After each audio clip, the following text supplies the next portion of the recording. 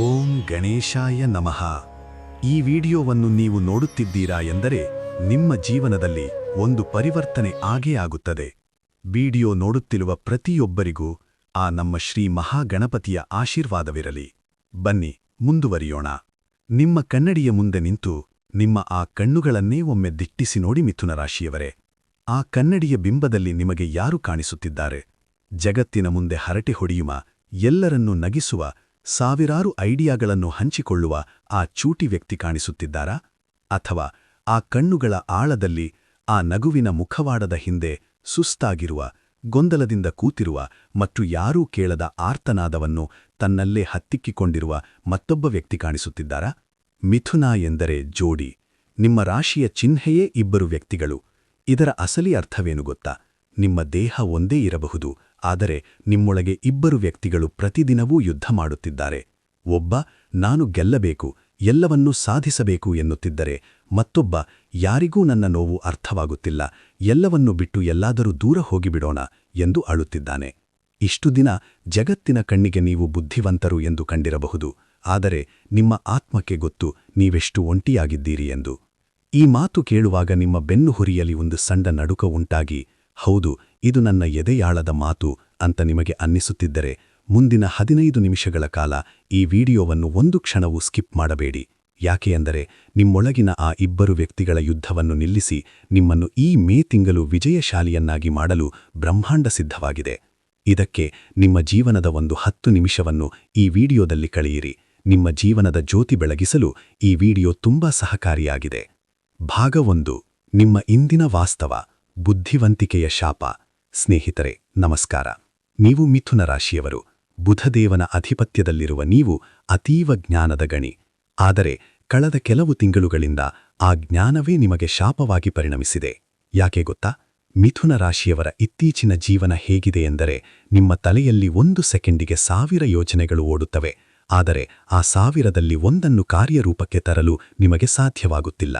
ನಿಮ್ಮ ಕೈಯಲ್ಲಿ ಅದ್ಭುತವಾದ ಪ್ಲಾನ್ಗಳಿವೆ, ಆದರೆ ಅದನ್ನು ಶುರು ಮಾಡಲು ಹೋದರೆ ಕಾಲೆಳೆಯುವ 10 ಗೊಂದಲಗಳು ಎದುರಾಗುತ್ತವೆ.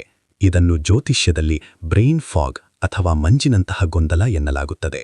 100ಕ್ಕೆ 100 ನಿಜವಾದ ಮಾತೇನೆಂದರೆ, ಕಳೆದ ಮಾರ್ಚ್ ತಿಂಗಳವರೆಗೂ ನೀವು ಅನುಭವಿಸಿದ್ದು ಬರೀ ಅವಮಾನಗಳನ್ನು ಮಾತ್ರ. ನೀವು ಯಾರಿಗೂ ಒಳ್ಳೆಯದು ಮಾಡಲು ಹೋದರೆ, ಅವರ ಕಷ್ಟಕ್ಕೆ ಹೆಗಲು ಕೊಟ್ಟರೆ, ಕೊನೆಗೆ ಅವರೇ ನಿಮ್ಮ ಮೇಲೆ ಅಪವಾದ ಹೊರಿಸಿದರು.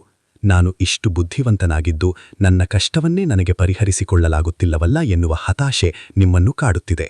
ಆರ್ಥಿಕವಾಗಿ ನೀವು ಎಷ್ಟೇ ಲೆಕ್ಕಾಚಾರ ಹಾಕಿದರೂ ಜೇಬಿಗೆ ಬರುವ 1 ರೂಪಾಯಿ 10 ರೂಪಾಯಿ ಖರ್ಚನ್ನು ಹೊತ್ತು ತರುತ್ತಿದೆ.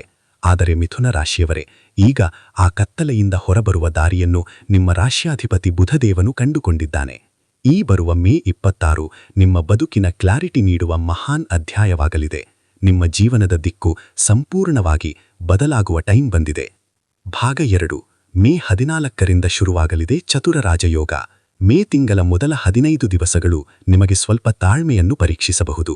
ಆದರೆ ಮೇ 14ರಂದು ಸೂರ್ಯನು ಮೇಷರಾಶಿಗೆ ಪ್ರವೇಶಿಸಿ ಉಚ್ಚಸ್ಥಾನವನ್ನು ತಲುಪಿದಾಗ ಮತ್ತು ನಿಮ್ಮ ರಾಶ್ಯಾಧಿಪತಿ ಬುಧನು ಬಲಶಾಲಿಯಾದಾಗ ನಿಮ್ಮ ಬದುಕಿನಲ್ಲಿ ಒಂದು ದೊಡ್ಡ ಸಂಚಲನ ಉಂಟಾಗುತ್ತದೆ.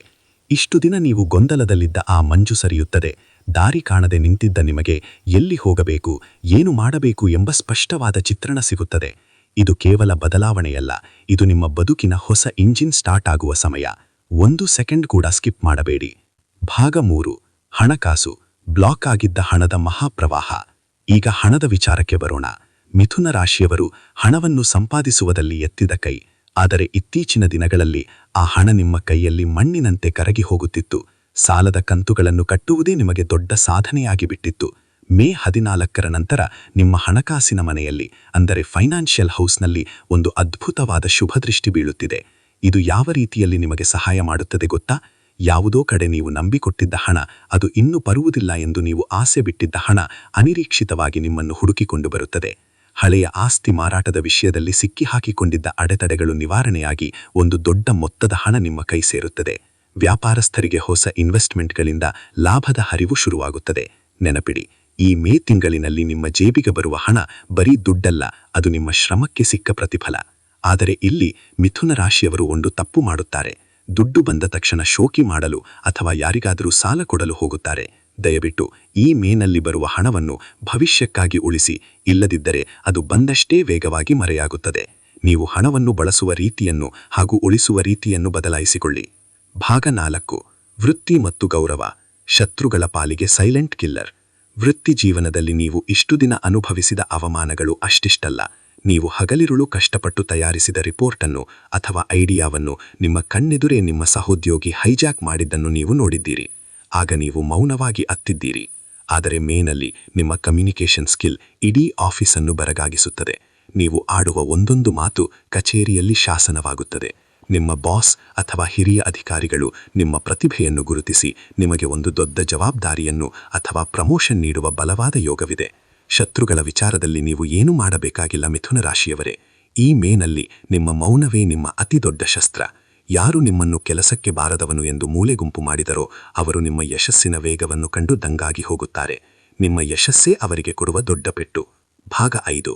ಸಂಬಂಧಗಳು, ಮುಖವಾಡಗಳ ಅನಾವರಣ ಮತ್ತು ನಿಜವಾದ ಪ್ರೀತಿ. ಸಂಬಂಧಗಳ ವಿಚಾರದಲ್ಲಿ ನೀವು ಬಹಳ ಭಾವುಕರು, ಆದರೆ ನೀವು ಎಲ್ಲರನ್ನೂ ನಂಬುತ್ತೀರಿ. ಅದನ್ನೇ ಜಗತ್ತು ಬಂಡವಾಳ ಮಾಡಿಕೊಳ್ಳುತ್ತದೆ. ಮೇ ತಿಂಗಳಿನಲ್ಲಿ ನಿಮ್ಮ ಜೀವನದಿಂದ ಪರಾವಲಂಬಿ ಜೀವಗಳು ಹೊರಗೆ ಹೋಗುತ್ತವೆ. ನಿಮ್ಮ ಫೋನ್ ಕಾಂಟ್ಯಾಕ್ಟ್ ಲಿಸ್ಟ್ನಿಂದ, ನಿಮ್ಮ ಜೀವನದಿಂದ ಯಾರು ನಿಜವಾಗಿ ನಿಮ್ಮವರು ಮತ್ತು ಯಾರು ಕೇವಲ ಸ್ವಾರ್ಥಕ್ಕಾಗಿ ನಿಮ್ಮ ಜೊತೆಗಿದ್ದಾರೆ ಎಂಬುದು ಕನ್ನಡಿಯಂತೆ ಸ್ಪಷ್ಟವಾಗುತ್ತದೆ. ಇದು ಸ್ವಲ್ಪ ನೋವು ತರಬಹುದು, ಆದರೆ ಇದು ನಿಮ್ಮ ಏಳಿಗೆಗೆ ಅವಶ್ಯ. ಕುಟುಂಬದಲ್ಲಿ ಇಷ್ಟು ದಿನ ಇದ್ದ ಬಿರುಕುಗಳು ಮೇ 20ರ ನಂತರ ಮಂಜಿನಂತೆ ಕರಗುತ್ತವೆ. ಮದುವೆಗಾಗಿ ಕಾಯುತ್ತಿರುವವರಿಗೆ ಅವರ ದ್ವಂದ್ವ ಮನಸ್ಸನ್ನು ದೂರ ಮಾಡಿ ಅವರಿಗೆ ದೈವಿಕ ಬಲ ನೀಡುವಂತಹ ಅದ್ಭುತ ಸಂಗಾತಿಯ ಆಗಮನವಾಗಲಿದೆ. ಇನ್ನ ಮೇಲೆ ಚಿಂತಿಸುವ ಅವಶ್ಯಕತೆಯಿಲ್ಲ. ಭಾಗ 6. ಆರೋಗ್ಯ ಮತ್ತು ಮನಃಶಾಂತಿ. ಮೆದುಳಿನ ಒಳಗಿನ ಕಿರಿಕಿರಿ ನಿಲ್ಲುವ ಸಮಯ. ನಿಮ್ಮ ಅತಿದೊಡ್ಡ ರೋಗವೆಂದರೆ ಓವರ್ ಥಿಂಕಿಂಗ್. ಇದರಿಂದಾಗಿ ನಿಮಗೆ ನಿದ್ರಾಹೀನತೆ, ಬೆನ್ನುಬಾಕು ಅಥವಾ ನರಗಳ ದೌರ್ಬಲ್ಯ ಕಾಡುತ್ತಿತ್ತು. ಮೇನಲ್ಲಿ ಈ ಎಲ್ಲಾ ಸಮಸ್ಯೆಗಳಿಗೆ ಒಂದು ಆಧ್ಯಾತ್ಮಿಕ ಪರಿಹಾರ ಸಿಗಲಿದೆ. ನಿಮ್ಮ ಮೆದುಳಿನ ಒಳಗೆ ನಡೆದಿದ್ದ ಆ ನಿರಂತರ ಯುದ್ಧ ನಿಂತು ಒಂದು ರೀತಿಯ ಪ್ರಶಾಂತತೆ ನೆಲೆಸುತ್ತದೆ. ಬೆಳಗ್ಗೆ ಎದ್ದ ತಕ್ಷಣ ಒಂದು ಹೊಸ ಚೈತನ್ಯ ನಿಮ್ಮನ್ನು ಆವರಿಸುತ್ತದೆ. ನಾನು ಗೆಲ್ಲಲೇಬೇಕು ಎನ್ನುವ ಕಿಡಿ ಮತ್ತೆ ನಿಮ್ಮ ಕಣ್ಣುಗಳಲ್ಲಿ ಬೆಳಗುತ್ತದೆ. ಹಾಗೂ ಗೆದ್ದೇ ಗೆಲ್ಲುತ್ತೀರಾ. ಭಾಗ 7. ಒಂದು ಮಹತ್ವದ ಎಚ್ಚರಿಕೆ. ಮಿಥುನ ರಾಶಿಯವರೇ, ಇಲ್ಲಿ ಒಂದು ದೊಡ್ಡ ಎಚ್ಚರಿಕೆ ಇದೆ. ನಿಮ್ಮ ಅತಿದೊಡ್ಡ ಶತ್ರು ನಿಮ್ಮ ಬಾಯಿ. ಹೌದು, ನೀವು ತುಂಬಾ ಮಾತನಾಡುತ್ತೀರಿ. ನಿಮ್ಮ ಪ್ಲಾನ್ಗಳೆಲ್ಲ ಎಲ್ಲರ ಮುಂದೆ ಹಂಚಿಕೊಳ್ಳುತ್ತೀರಿ. ದಯವಿಟ್ಟು ಈ ಮೇನಲ್ಲಿ ಈ ತಪ್ಪು ಮಾಡಬೇಡಿ. ನಿಮಗೆ ದುಡ್ಡು ಬರುತ್ತಿದೆಯಾ? ಸುಮ್ಮನಿರಿ. ನಿಮಗೆ ದೊಡ್ಡ ಪ್ರಮೋಷನ್ ಸಿಗುತ್ತಿದೆಯಾ? ಯಾರಿಗೂ ಹೇಳಬೇಡಿ. ನಿಮ್ಮ ಯಶಸ್ಸು ಸೈಲೆಂಟ್ ಆಗಿರಲಿ. ಅತಿಯಾಗಿ ಹಂಚಿಕೊಂಡರೆ ಮನುಷ್ಯರ ಕೆಟ್ಟ ದೃಷ್ಟಿ ನಿಮ್ಮ ಅದೃಷ್ಟವನ್ನು ಬೂದಿ ಮಾಡಬಹುದು. ಹಾಗಾಗಿ ತುಂಬಾ ಎಚ್ಚರಿಕೆಯಿಂದರಿ. ಯಾವುದನ್ನೂ ಯಾರಿಗೂ ಶೇರ್ ಮಾಡ್ಕೊಳ್ಬೇಡಿ. ಭಾಗ 8. ಅದೃಷ್ಟವನ್ನು ಸೆಳೆಯುವ ರಹಸ್ಯ ಮತ್ತು ಮ್ಯಾಗ್ನೆಟಿಕ್ ಪರಿಹಾರ. ಈ ಮೇ ತಿಂಗಳ ರಾಜಯೋಗದ ಫಲ ನಿಮಗೆ 100ಕ್ಕೆ 100ರಷ್ಟು ಸಿಗಲು ಮತ್ತು ನಿಮ್ಮ ಮೇಲಿರುವ ದೃಷ್ಟಿದೋಷಗಳನ್ನು ಭಸ್ಮ ಮಾಡಲು ಈ ಒಂದು ಸರಳ ಪರಿಹಾರವನ್ನು ತಪ್ಪದೆ ಮಾಡಿ. ಪರಿಹಾರ: ಮೇ ತಿಂಗಳ ಯಾವುದೇ ಒಂದು ಬುಧವಾರ ಸೂರ್ಯೋದಯದ ಸಮಯದಲ್ಲಿ ಎದ್ದು ಸ್ನಾನ ಮಾಡಿ ಒಂದು ಚಿಕ್ಕ ಹಸಿರು ಬಣ್ಣದ ಬಟ್ಟೆಯನ್ನು ತೆಗೆದುಕೊಳ್ಳಿ. ಅದರೊಳಗೆ ಒಂದು ಹಿಡಿ ಹಸಿರು ಹೆಸರು ಕಾಳನ್ನು ಮತ್ತು ₹1 ನಾಣ್ಯವನ್ನು ಇಡಿ. ಕಣ್ಣು ಮುಚ್ಚಿ ನಿಮ್ಮ ರಾಶ್ಯಾಧಿಪತಿ ಬುಧದೇವನನ್ನು ಮತ್ತು ಗಣಪತಿಯನ್ನು ನೆನೆಸಿ ಓಂ ಬುಧಾಯ ನಮಃ ಎಂದು 108 ಬಾರಿ ಜಪಿಸಿ. ನಂತರ ಆ ಹಸಿರು ಗಂಟನ್ನು ನಿಮ್ಮ ಮನೆಯ ಮುಖ್ಯ ದ್ವಾರದ ಬಲಭಾಗದಲ್ಲಿ ಮೇಲೆ ಕಾಣದಂತೆ ಕಟ್ಟಿ ಅಥವಾ ನಿಮ್ಮ ಪರ್ಸ್ನಲ್ಲಿ ಇಟ್ಟುಕೊಳ್ಳಿ. ಇದು ನಿಮ್ಮ ಬದುಕಿನ ಅದೃಷ್ಟದ ಆಂಟೆನಾ ಇದ್ದ ಹಾಗೆ. ನಿಮ್ಮ ಜೀವನದ ಸಿಗ್ನಲ್ ಎಂದಿಗೂ ಕಟ್ಟಾಗುವುದಿಲ್ಲ. ನಿಮ್ಮ ಜೇಬು ಸದಾ ಹಣದಿಂದ ತುಂಬುತ್ತದೆ. ಆ ಶ್ರೀ ಮಹಾಲಕ್ಷ್ಮಿ ನಿಮ್ಮನ್ನು ಹುಡುಕಿಕೊಂಡು ಬರುತ್ತಾಳೆ. ಮಿಥುನ ರಾಶಿಯವರೇ, ನೀವು ಒಂದೇ ದೇಹದಲ್ಲಿರುವ ಇಬ್ಬರು ವ್ಯಕ್ತಿಗಳಲ್ಲ. ನೀವು ಇಡೀ ಜಗತ್ತಿಗೆ ಬೆಳಕು ನೀಡುವ ಜ್ಞಾನದ ಜ್ಯೋತಿ.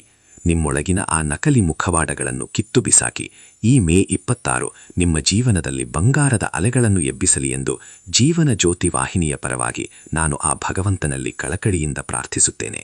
ಈ ವಿಡಿಯೋ ನಿಮ್ಮ ಮನಸ್ಸಿಗೆ ನಾಟಿದ್ದರೆ, ಹೌದು ಇದು ಅಕ್ಷರಶಃ ನನ್ನ ಕಥೆ ಅಂತ ನಿಮಗೆ ಅನ್ನಿಸಿದ್ದರೆ, ದಯವಿಟ್ಟು ಕಮೆಂಟ್ ಬಾಕ್ಸ್ನಲ್ಲಿ ಓಂ ಬುಧಾಯ ನಮಃ ಎಂದು ಪೂರ್ಣ ನಂಬಿಕೆಯಿಂದ ಕಮೆಂಟ್ ಮಾಡಿ. ನಿಮ್ಮ ಆ ಒಂದು ಕಮೆಂಟ್ ನಿಮ್ಮ ಗೆಲುವಿನ ಸಂಕಲ್ಪವಾಗಲಿ. ಈ ವಿಡಿಯೋ ಇಷ್ಟವಾದರೆ ಲೈಕ್ ಮಾಡಿ, ನಿಮ್ಮ ಎಲ್ಲ ಮಿಥುನ ರಾಶಿಯ ಸ್ನೇಹಿತರಿಗೆ ಶೇರ್ ಮಾಡಿ. ವಾಹಿನಿಗೆ ಹೊಸಬರಾಗಿದ್ದರೆ ಸಬ್ಸ್ಕ್ರೈಬ್ ಆಗುವುದನ್ನು ಮರೆಯಬೇಡಿ. ಸದಾ ನಿಮ್ಮ ಏಳಿಗೆಗಾಗಿ ನಾನು ಜೊತೆಯಾಗಿರುತ್ತೇನೆ. ಓಂ ಗಣೇಶಾಯ ನಮಃ. ಎಲ್ಲರಿಗೂ ಒಳ್ಳೆಯದಾಗಲಿ.